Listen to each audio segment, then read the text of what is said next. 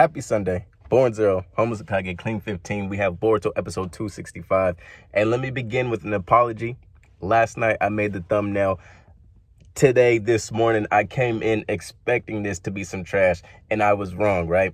We finally got into some shinobi activity. We got into some training.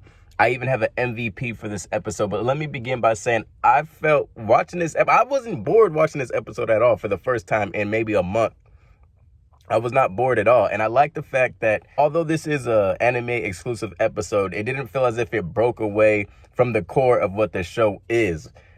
We are still developing these characters, but we're not doing it in a way that's slice of life. We're not, doing that weird, I don't know, man. We ain't doing what we've been doing the past 3 weeks. This was good.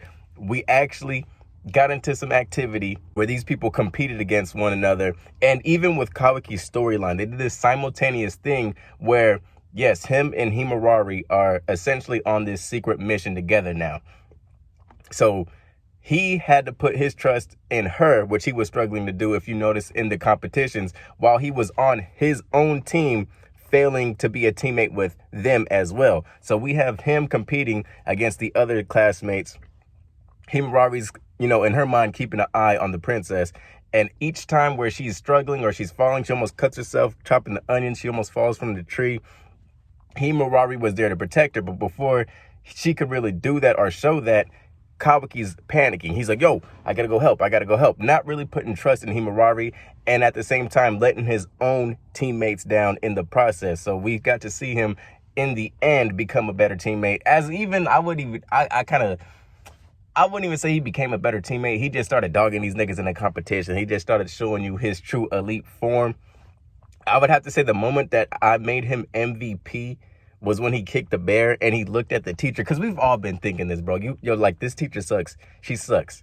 What are you teaching these kids, bro? We are going to be doomed as a class of shinobi within the Leaf Village. But he kicks the bear and then he looks at her. He's like, yo, pull your shit together. Get your shit together. What the fuck is this? Why are you struggling in this situation, right?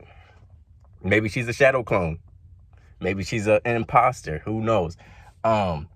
But yeah, that's what I like. I even grew a liking towards Kawaki's teammates. And they kind of had these moments where, I'm going to even reference another anime, where they kind of did these Tokyo Revengers type of things whenever a character gets mad. I believe Draken, he usually has that tone of voice that the girl had who's always tossing Kawaki around and shit, beating him up. But overall, solid episode. I also wonder if there's separate writing teams for specific areas of arcs or certain episodes, because not every episode is equal, right? This one surpassed the last couple greatly. Even the animation was different. So we'll see what happens next week. In the spoilers, they made it seem like it was the princess who was going to be kidnapped. But now this is even more interesting to me because we have Himawari who's been kidnapped. So we're going to see what the fuck happens next week.